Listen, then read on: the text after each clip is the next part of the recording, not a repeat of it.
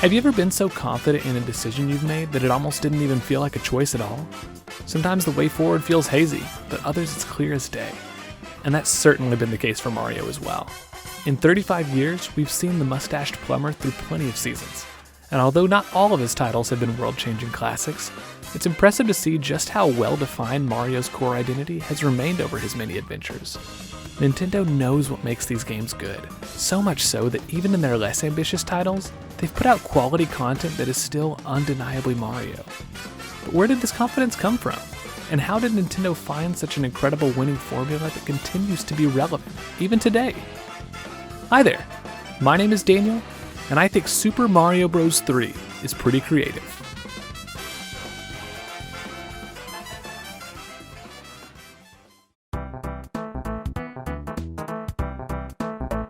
In the year 1986, visionary game developer Shigeru Miyamoto set out to create the ultimate Mario game. Only a year prior, he and his team at Nintendo had breathed new life into video games by introducing the world to the mustached plumber we know and love today. And after some experimentation and discussion of where to take the series next, Miyamoto was ready to bring Mario and his legacy to the next level. And that is exactly what happened when Super Mario Bros. 3 was unleashed upon the world in 1988. Nintendo R&D 4 had taken everything they learned from the first few games and synthesized the ultimate Mario experience. The core gameplay from the original was still here with all its simplicity and depth, but it had been refined tremendously to open up the game's difficulty to less experienced players. Not to say that the game was easy by any means. No. Bowser's had plenty of time to think of a whole new host of wacky traps for Mario while Wart held the reins for a hot second.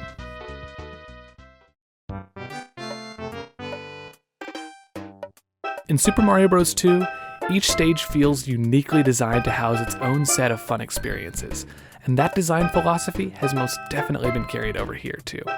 Every single stage feels unique and memorable in its own right. There's a stage where you explore an ancient pyramid, another where you bounce around in this giant shoe, and there's even an entire freaking world filled with massive enemies and objects. If Mario 1 and 2 were the appetizers, this right here is the main dish, my friends. The world of Mario had never been more fully realized, and even today, Super Mario Bros. 3 is still the source of so many iconic elements in the series. This was the turning point that saw Mario shift from the star of a couple successful games to the icon of a classic franchise. And right away, it's easy to tell there's something different about this game. Something that sets it apart from Mario's previous adventures. I mean, sure, Mario's been eating mushrooms to double his size and flowers so he can shoot fireballs for a couple of years now. But even the wackiest possibilities of those ideas pale in comparison to this.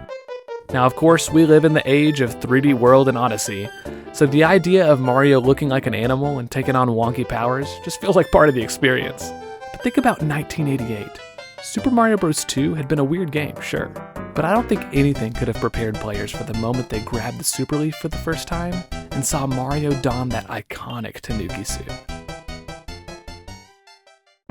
And the new abilities granted by the Tanuki suit were game changers, to say the least. Mario could now attack enemies laterally with a spin of his tail, kind of a melee version of the Fire Flower's ranged attack. Now, this is cool, but it's nothing compared to what happens after Mario gets a running start.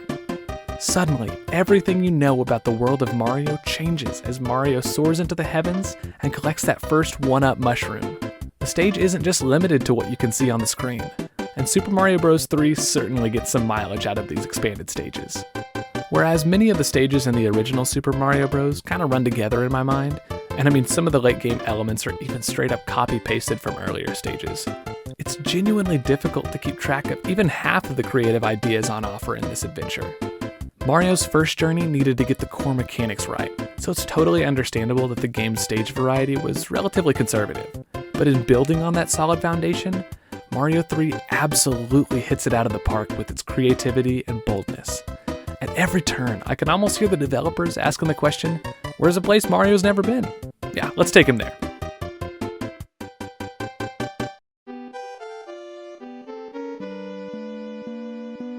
But it's not just the variety of stages that blow me away about this game, it's also the sheer number of them. Up to this point, each world has held 3 or 4 stages in it. Mario 2 experimented with giving discernible themes to those worlds that would affect both the aesthetics and the gameplay. But here we've got 8 full worlds, each with a well-defined theme holding a half dozen or so stages. And for the first time in the series, each of these stages were stitched together by a world map. Not a global, interconnected map, mind you. That wouldn't come for a couple years.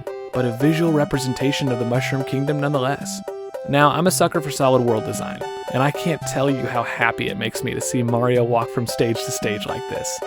It's a small feature, really, but it does so much to sell the world as a real place, and it helps connect us to Mario and his mission to save the Mushroom Kingdom. But it's not just the game's main stages you'll find on these maps, though. There's also toad houses where you can gain extra power-ups, mini-games for extra lives, and even enemy ambushes to keep you on your toes as you progress. The stages themselves might be the bricks this game is built on, but these extra little details are the mortar, coming together to make the Mushroom Kingdom feel like a living, breathing world.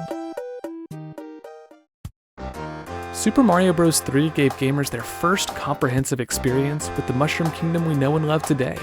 And what they'd find within a few short hours with Mario's homeland is that it's a lot weirder than we could have ever thought. Sure, the original game did a lot to set our expectations for the wacky nature of Mario's world.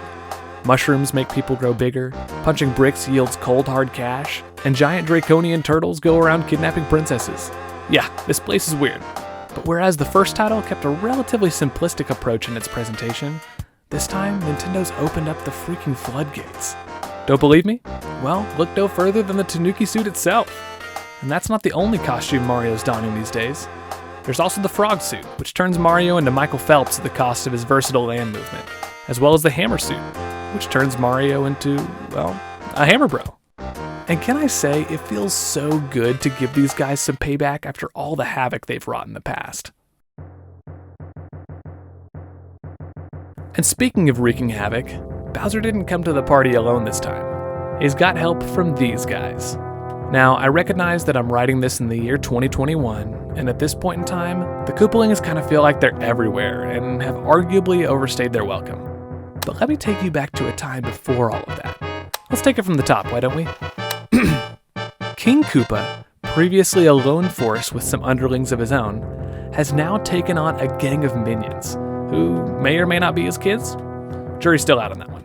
Anyway, these Koopalings, so to speak, are to be his hands and feet in taking over the 7 realms of the Mushroom Kingdom while he fortifies his own castle. The Koopalings are, and I'm not making this up, each named after famous musicians, with notable examples being Roy Koopa, named after Roy Orbison, and Ludwig von Koopa, named after the famous composer Ludwig von Beethoven. Each of these Koopalings are sent to a different realm of the Mushroom Kingdom on an airship to turn the local king into a monster, thereby claiming the region's throne and setting their own minions upon its inhabitants. What's that? Did I just steal that from a Final Fantasy plot? No, this is Mario. And yes, you do have to chase these little guys and their airships across each world so you can reclaim their magic wands and return the local lords to their human forms. See what I told you? This game is weird. And I love it. I love how epic it feels to board these airships. I love that there's local kings and lords, real people to save. It's a small detail, but having people besides these toads to fight for raises the stakes a bit. No offense, Toad.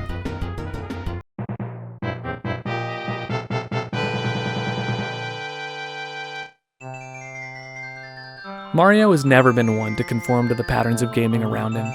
Rather, he's typically the one setting the trends that others follow. Now, of course, this is clear to see today, but back in '88, I'd argue that it was this title that truly cemented Mario's identity as the bold trendsetter he is today. Super Mario Bros. 1 and 2 built up Mario as a household name, but it was Super Mario Bros. 3 that made him a classic. This game isn't just bigger and better than the ones that came before it. It's bolder, more creative, more daring than Mario had ever been, proudly going where no plumber had gone before. As part of Mario's 30th anniversary celebration in 2015, Miyamoto confirmed an old fan theory, that Mario 3 takes place entirely as a theater production. Have you ever stopped to think about why those curtains rise during the intro? Or why Mario exits stage right at the end of each level? Or how about these platforms, which look like they could be part of a stage set? Heck, there's even an Easter egg where you can have Mario jump behind the set pieces if you hold down on the D-pad while standing on these white blocks. It was all intentional. which means that decades before he would blast off into space, take down a gang of evil wedding planners, or face off against Kaiju Bowser as a giant Super Saiyan cat, Mario was hopping around as a frog in a Broadway musical. This game could have been just more of the Mario we knew and loved from the first couple entries. But it wasn't. Miyamoto and his team took the foundation that was Super Mario Bros. And built upon it in every way imaginable, and even some ways we could have never imagined. If Super Mario Bros. 2 was a story of fear on Nintendo's part, then Super Mario Bros. 3 is a testament to their confidence.